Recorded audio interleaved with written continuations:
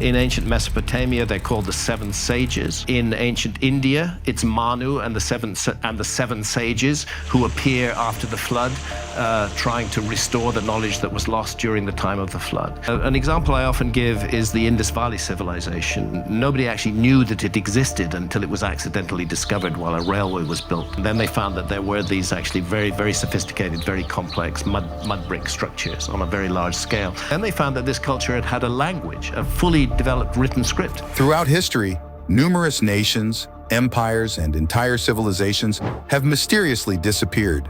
These ancient civilizations, once bustling hubs of culture, wisdom, and strength, have left behind creepy traces of their existence. Recently, scientists have dug deep into the past to uncover the puzzling reasons behind the sudden collapse of these ancient societies. What is the unexplained truth behind the disappearances of these civilizations? Join us as we unveil how scientists discover the unknown reason why these ancient civilizations suddenly vanished. The Mayan Civilization. The Maya people had a rich culture and civilization, but when the Spanish arrived with their advanced technology and European diseases, it severely impacted their way of life. In 1929, Colonel Charles Lindbergh, the famous aviator known for his solo flight across the Atlantic Ocean in 1927, was on a Pan American Airways flight from Miami to Panama. During his journey, Lindbergh decided to do some sightseeing over what is now Belize. He quickly turned inland and flew over a remote area of southern Mexico and Central America, covered in dense jungle. This region was so isolated that it was believed no outsiders had ever been there. As Lindbergh flew over the trees, something caught his eye, what looked like two emerald eyes staring up at him from the jungle. Intrigued, he flew closer and discovered the ruins of an ancient city hidden beneath the vines. The city, about 8 miles in diameter, was filled with small pyramids and featured a 250-foot-tall stone temple with twin reflecting pools. The green reflection from these pools was what had appeared as eyes from above. Lindbergh was surprised by the sight of this decaying but magnificent Maya metropolis. There were no signs of people around, leaving the city abandoned and overtaken by vegetation. This discovery filled Lindbergh with a sense of wonder and left him with many questions. Why has this great city been abandoned? For decades, archaeologists, scientists, and historians have been trying to solve this mystery. Among some of the world's most advanced societies, the Maya thrived between 250 and 900 AD across Central America. They built more than 40 cities, each decorated with beautiful temples, palaces, sculptures, and detailed carvings that still impress visitors today. They knew how to predict solar eclipses using astronomy and used advanced irrigation techniques for farming. The Maya also created a written language using pictures and making books from fig tree paper. Their calendar was very detailed, covering many years into the future. Despite their impressive accomplishments, the great cities of the Maya were deserted by the early 16th century when the Spanish arrived in Central America. The people went back to simpler farming lives in small villages. While scholars have suggested many ideas over the years about why the Maya declined, recent evidence increasingly points to climate change as a major reason. The Maya's written records, partly saved, have let scholars understand parts of their history, unlike other lost civilizations. However, the mystery of why they fell remains both interesting and frustrating. Given those intriguing clues, over the years, different scholars have put forward various theories about what caused the downfall of the Mayan civilization. Some believe that rapid expansion put too much strain on farmers, who struggled to feed a growing population with limited forested land left to clear for agriculture. This led to a cycle where soil fertility declined faster than it could recover, known as the slash and burn cycle. Others suggest that Mayan rulers, influenced by their propaganda of controlling weather and divine powers, may have overextended their resources through conquests, leading to prolonged periods of warfare and eventual retaliation by neighboring groups. Historical evidence shows that many Mayan cities were besieged and fell to invaders. In 1979, researcher James L. Brubaker proposed another idea, that the Mayan collapse was triggered by an agricultural crisis rather than a human epidemic. The spread of the maize mosaic virus devastated their food supply, contributing to societal collapse. More recently, researchers have increasingly pointed to climate change as a significant factor in the decline of the Mayan civilization. While they didn't have modern fossil fuel emissions like today, natural climate cycles, such as variations in solar activity and volcanic eruptions, likely played a role. These factors caused environmental stress that the Mayans struggled to adapt to, ultimately contributing to their downfall. Understanding the environmental challenges faced by the Mayans offers insights into contemporary issues like climate change, driven primarily by human activities such as fossil fuel consumption and greenhouse gas emissions. Despite the differences in causes, both ancient and modern societies grapple with the consequences of environmental change. Researchers have reconstructed the climate history of Central America over the past 2,000 years, as described in a 2012 scientific article. During the early centuries of their civilization, the Maya experienced plentiful rainfall, which enabled them to grow more crops and expand their population. This favorable climate also enhanced the prestige of Maya kings, who claimed credit for conducting rituals, including blood sacrifices, believed to ensure continued rainfall. Whether they genuinely believed in their magical abilities is uncertain. However, around 660 AD, the weather patterns shifted, leading to decreased rainfall. This change likely caused significant tensions within Maya society, as rituals continued without yielding the expected results. Anthropologist Douglas, from Pennsylvania State University, explained in a 2012 interview with Reuters that the ancient Mayans might have sped up global warming by cutting down forests for firewood and materials needed for their elaborate buildings. Studies of pollen samples from lakes in Central America show that around 800 AD, about 100 years before the Mayan civilization declined, there was a big drop in tree pollen, suggesting widespread deforestation. This loss of forest cover would have badly affected Mayan farming by making the soil unstable and causing more erosion, which risked losing fertile topsoil. Additionally, trees cool their surroundings by releasing water vapor through their leaves, acting like natural air conditioners. In contrast, urban areas without enough trees can become much hotter than green spaces like parks. Computer models suggest that temperatures in the Mayan region might have gone up by as much as 6 degrees Fahrenheit due to deforestation, significantly changing local weather patterns. Research looking at changes in river sediments shows that after deforestation, rainfall patterns became less predictable, with severe droughts happening between 810 and 910 AD. This environmental stress, combined with farming difficulties, likely helped cause the decline of Mayan cities. Relying on rainwater collected in reservoirs would have made the impact of droughts worse, leaving Mayan communities at risk of food and water shortages. As the once great Mayan cities fell into decline before European colonization, one can imagine the desperate inhabitants fleeing their urban centers, seeking safety from environmental and societal collapse. Indus Valley Civilization. In ancient Mesopotamia, they talked about a group known as the 7 Wise Men. Similarly, in ancient India, there is mention of Manu and the 7 wise men who appeared after a flood, trying to bring back the lost knowledge. An example is the Indus Valley Civilization, which remained unknown until it was accidentally found during railway construction. This civilization revealed very advanced mud brick structures on a large scale, along with a fully developed, but still unreadable, written script. The story of the Indus Valley Civilization, one of the earliest centers of city life, unfolds like an exciting mystery story, full of surprising turns, geological changes, and the puzzling presence of invaders. Exploring ancient history, the civilization's gradual decline from a busy city center around 1900 BCE to small remains by 1300 BCE has puzzled scholars and history fans alike. Some interesting ideas have come up over the years to explain why this once thriving civilization mysteriously faded away. Imagine living in a city where the once reliable monsoon rains, which started to change unpredictably around 2200 BCE, became a major disaster rather than just a problem. The people of the Indus Valley, who depended heavily on these rains for their farming, faced lower crop yields and the looming danger of starvation.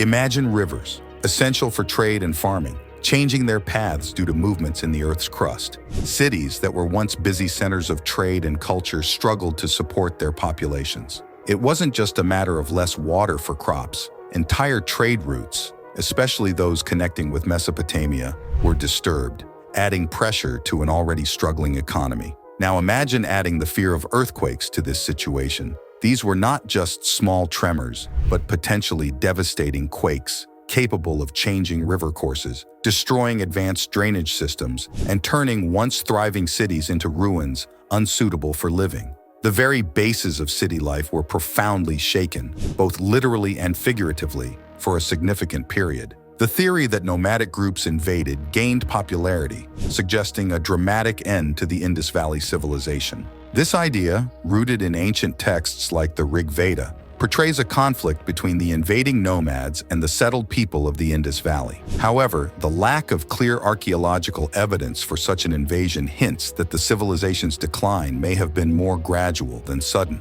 Amid external pressures, internal societal and economic factors also played important roles. The effort of maintaining large urban centers with decreasing resources likely led to social unrest, making these cities unsustainable. Trade with distant lands also decreased, possibly due to upcoming competitors or shifts in trade routes. As a result, the economic foundation of the civilization weakened over time. In the 19th century, during the construction of the Indian railway system, British engineers stumbled upon remarkable ruins in the Punjab region. These ruins, composed of finely crafted bricks, turned out to be remnants of the ancient Indus Valley civilization, which had disappeared thousands of years earlier. Ironically, these ancient bricks found a new purpose in the construction of railways, symbolizing the ancient civilization's unknowing contribution to modern transportation. In the 1870s, Alexander Cunningham played the role of a historical investigator when he founded the Archaeological Survey of India. He was one of the first to study ancient ruins seriously. Despite his reports, the full importance of these findings wasn't completely understood then. It was as if pieces of a puzzle had been found, but the whole picture was unknown. The story becomes more complex with Sir John Marshall, who took charge of the ASI in the early 20th century. Under Marshall's leadership, the ASI shifted its focus to ancient times before recorded history, preparing for a discovery that would challenge established beliefs about old city civilizations. Dayaram Sani began excavations at Harappa in 1921, followed by Rakaldas Bandyopadhyay, who revealed the wonders of Mohenjo-Daro shortly afterward. Harappa city was a cornerstone of the Indus Valley civilization, bustling with life between 2000 BCE and 1900 BCE. The story of Harappa's discovery is as intriguing as the city itself. In ancient times, the city of Harappa had a great system for moving dirty water. Big streets had covered waterways, while smaller ones connected straight to individual houses. This focus on cleanliness and public health is something many modern cities could learn from today. The city's buildings, all made from standard baked bricks, showed Harappan's skill in materials engineering, giving the city a unified look. But Harappa wasn't just about infrastructure. It hummed with busy storehouses, crucial for storing and sharing food, cleverly set near the city center. These weren't normal storehouses. Their size hinted at a well-organized government, making sure people were well. Looking deeper into Harappan, everyday life shows a society that cared about comfort and cleanliness. Houses varied from simple homes to fancy ones, many with their wells and bathrooms. Things found in Harappa, like stamps with animal pictures and a still unreadable writing system, hint at a hard way to talk, trade, run a place, or maybe do things with religion.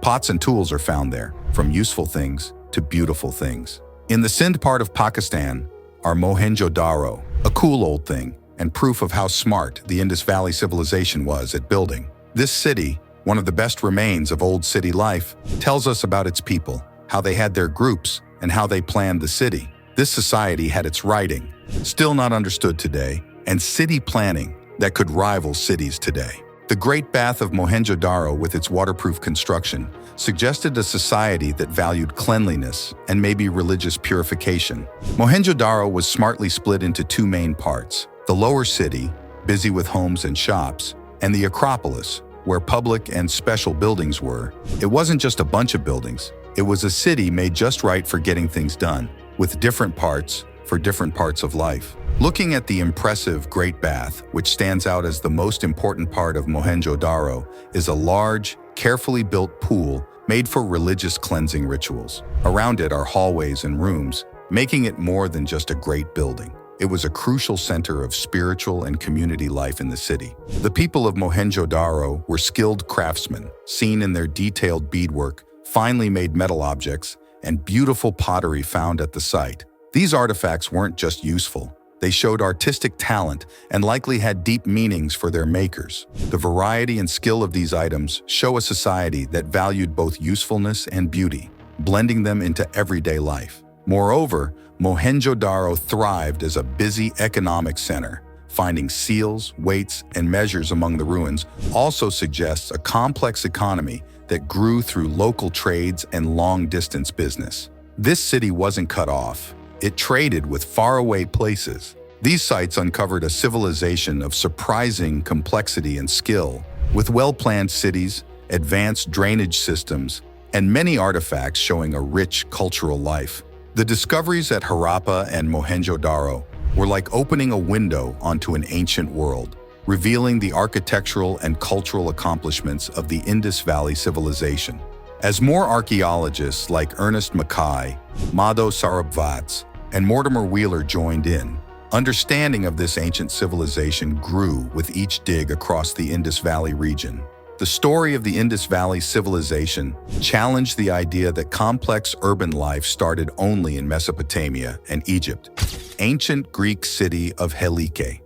Helike was an ancient Greek city-state that met a tragic fate in the winter of 373 BC when a tsunami submerged it.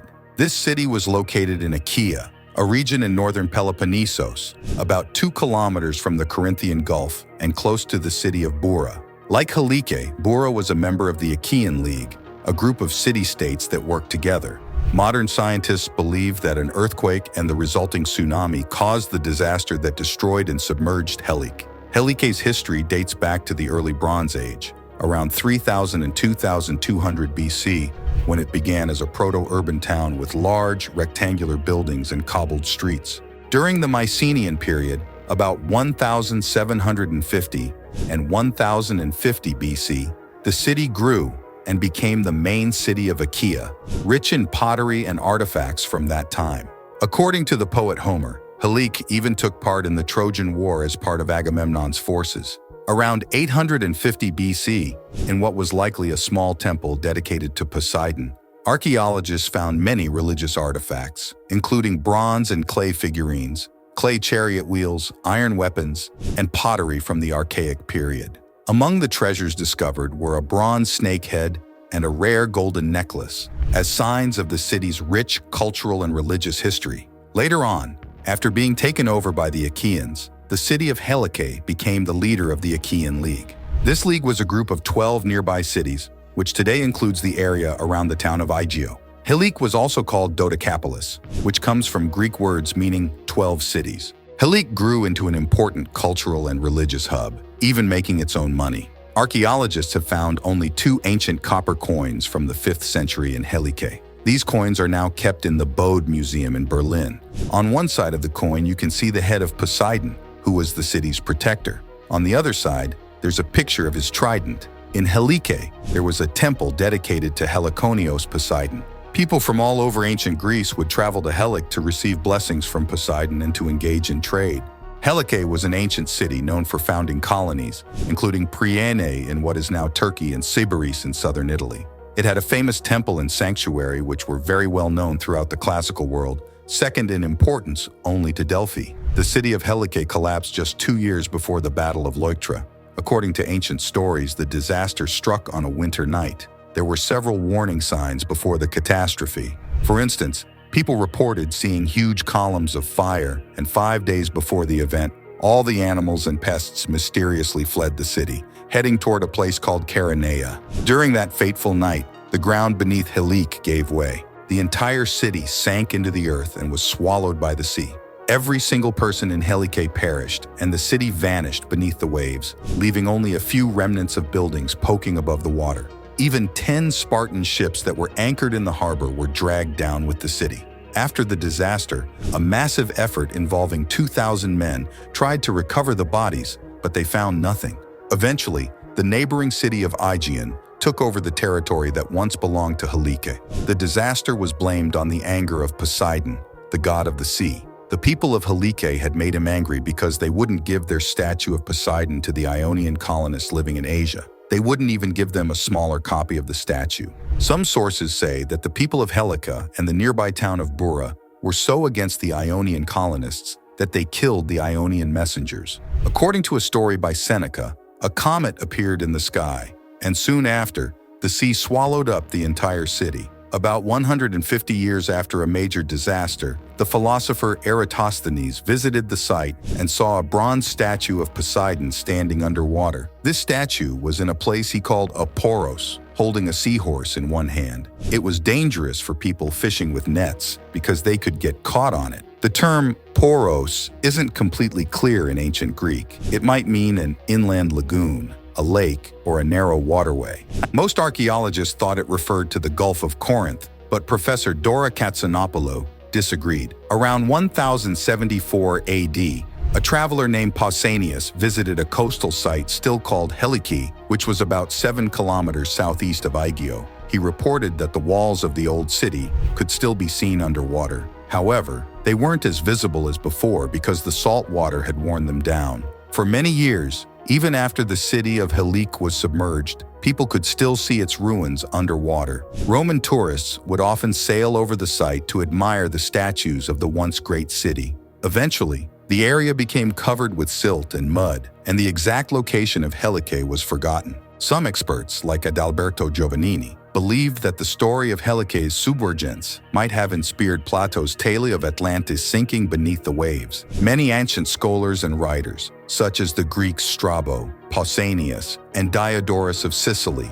as well as the Romans Aelian and Ovid, visited and wrote about the ruins. On August 23, 1817, a similar disaster struck the same area. An earthquake, followed by a tsunami, hit the region. Before the quake, there was a loud explosion, like cannon fire. The earthquake lasted about a minute and a half, causing the sea to rise and flood the area near the Salinas River, reaching the land below Vostitsa, ancient Aegean. After the waters receded, artillery depots along the shore had vanished, and the beach was completely swept away. In Vostitsa, 65 people died, and 2/3 of the buildings were destroyed, along with 5 villages in the plain. Helike's ruins became a major focus for underwater archaeologists. Scientists had many different theories about where exactly Helike was located. Numerous archaeologists, historians, professors, and explorers dedicated their careers to finding traces of the ancient town. Although they had little success in locating it, their work added significantly to our understanding of Helike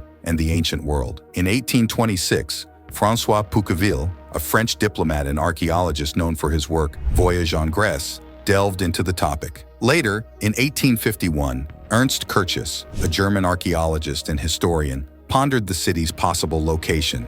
In 1879, J.F. Julius Schmidt, director of the Athens Observatory, conducted a study comparing an earthquake in 1861 to one that might have destroyed Helike. Spiros Panagiotopoulos, the mayor of Aegean City, wrote about Helike in 1883, and in 1912, Greek writer P.K. Xenopoulos chronicled its history in the city of Aegean through the centuries. Lastly, in 1939, Stanley Casson, an English art scholar and army officer with a background in classical archaeology, addressed the mysteries surrounding Helike during his time in Greece. In the years following, various researchers contributed to the investigation of Helike's mystery. Among them were notable figures like Georg Caro, a German archaeologist in 1948, and Robert de Mongeal. Alfred Philipson, a German geologist and geographer, also played a role in 1950. Spiros Dontas, a Greek writer and member of the Academy of Athens, contributed in 1952,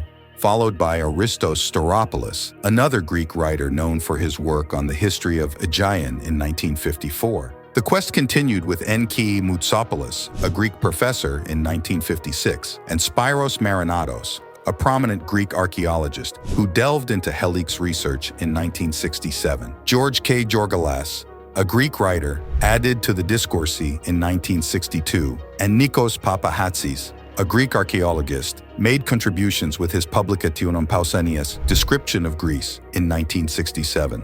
Spiridon Marinatos famously remarked in 1960 that only a third world war could overshadow its discovery. Later, in 1967, American researcher Harold Eugene Edgerton collaborated with Peter Throckmorton in proposing that Helike lay submerged in the Gulf of Corinth. Edgerton even developed specialized sonar equipment for the search, although permission from Greek authorities to conduct this exploration was not granted. In 1960-67 and 1976, Jacques Cousteau attempted but did not find what he sought. However, in 1979, Greek underwater explorer Alexis Papadopoulos discovered a submerged town in the Corinthian Gulf. He documented his findings in a documentary film showcasing walls, collapsed roofs, roof tiles, streets, and more, found at depths ranging from 25 to 45 meters. The Greek scientific journal Archaeology stated that whether this town is Halik remains uncertain and requires further underwater exploration.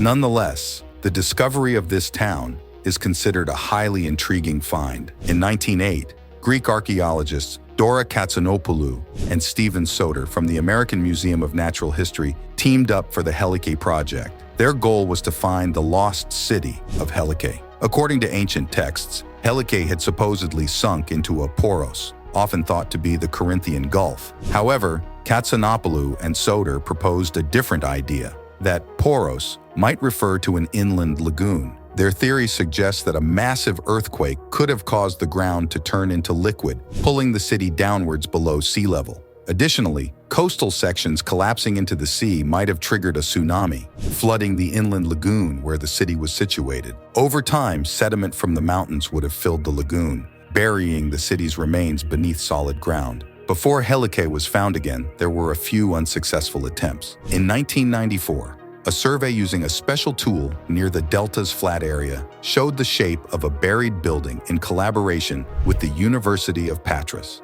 This spot, now known as the Clonus site, was carefully dug up, revealing a large Roman building with intact walls. They also uncovered a well-preserved settlement from the early Bronze Age. Finally, in 2001, the city of Helik was rediscovered under layers of earth near the village of Rizomilos. To confirm that this site was indeed Helike, archaeologists unearthed a layer from an earthquake's destruction in 2012. Among the findings were cobblestones, clay roof tiles, and pottery fragments, matching descriptions in ancient texts about Helik's location and the city's destruction by earthquakes. Every summer, ongoing excavations in the Helik Delta continue to reveal significant archaeological discoveries spanning from the city's earliest days to its revival during Hellenistic and Roman times. Now it's time for today's subscriber pick. In the heart of the Amazon rainforest, scientists discovered an ancient city buried beneath the dense foliage. This city belonged to the long-lost Mayan Civilization, known for its advanced knowledge and sudden disappearance. Archaeologist Dr. Elena Ruiz led the team, uncovering strange artifacts, perfectly preserved scrolls written in an unknown language. Using advanced technology, Dr. Ruiz deciphered the texts. They revealed the Zainar's mastery over time itself. The scrolls spoke of a powerful device, the chronosphere, which could manipulate time. As the team delved deeper, they found a hidden chamber with the device, still intact. One night, a strange energy pulsed from the chronosphere. Suddenly, the entire team vanished without a trace. Later, a single message was found etched into the chamber's wall. Time reclaims its own. The world was left to wonder if the Zainar had accidentally erased themselves from existence or had traveled to a time beyond our reach. The mystery of their disappearance deepened, captivating imaginations and fueling endless speculation. Could the chronosphere be the mysterious reason for Zainar civilization's sudden disappearance? Let us know your answer in the comments section. The Easter Island. Between 300 AD and 200 AD, Polynesians set out on canoes and somehow discovered and settled on Easter Island, one of the most remote places in the world, about 2,300 miles west of Chile. Astonishingly, even without wheels, pack animals, or cranes, they managed to build and raise hundreds of enormous stone statues called moai. The largest moai stood 32 feet tall and weighed 82 tons, while another one, nicknamed El Gigante, stood 72 feet tall and weighed at least 145 tons, but never left the quarry. By the 19th century, however, all the statues had been toppled. The population had declined dramatically, and the island's chiefs and priests had been overthrown. Researchers later used charcoal fragments and pollen from sediment cores to figure out that the islanders had cut down nearly all the trees. rodents ate the seeds, preventing the forest from growing back. This ecological disaster likely led to widespread famine and political turmoil. With no trees left, the islanders couldn't build seafaring canoes or make rope, forcing them to use grass for fuel. The arrival of Europeans only worsened the situation. In 1722, the first Europeans to land on Easter Island immediately shot and killed several islanders. By the 1870s, smallpox epidemics and a major Peruvian slave raid had reduced the native population to about 100 people. Meanwhile, according to Icelandic sagas, around 985 AD, Eric the Red led a fleet of 25 boats to colonize Greenland after being temporarily banished from Iceland for manslaughter. They set up two colonies, a larger eastern settlement and a smaller western settlement. These Vikings herded goats, sheep, and cattle, built stone churches that still stand today, and hunted caribou and seals. They managed to survive and thrive for hundreds of years, growing to a population of about 5,000. However, when a missionary expedition arrived in 1721 to convert them to Protestantism, they found the settlements abandoned. The Vikings, known for their attacks and takeovers during the late Dark Ages, were also great explorers and traders. Despite their scary reputation, they set up a network of colonies and trading centers far from their Scandinavian homeland. Their reach extended as far as central Russia and, famously, Newfoundland and Labrador in Canada. This made them the first Europeans to set foot in North America, more than 400 years before Christopher Columbus. One of the Vikings' distant colonies was established in Greenland around 985 AD. At its peak, about 3,000 people lived in the two main Viking settlements on this large Arctic island. However, by the 14th century, these communities were nearly abandoned. It took another 4 centuries before Europeans made any significant impact on Greenland again. Several factors likely drove the Vikings to leave Greenland, including colder temperatures, piracy, and disease. Recent research highlights that a major reason was water scarcity. Experts believe that many of the lakes near Viking towns dried up, leading to severe malnutrition for both the people and their cattle, which depended on the grass watered by these lakes. Some historians think the Vikings returned to Iceland or Scandinavia, while others suggest they starved, fell victim to the Black Plague, or were wiped out by the Inuit, who arrived in Greenland around 1200 AD.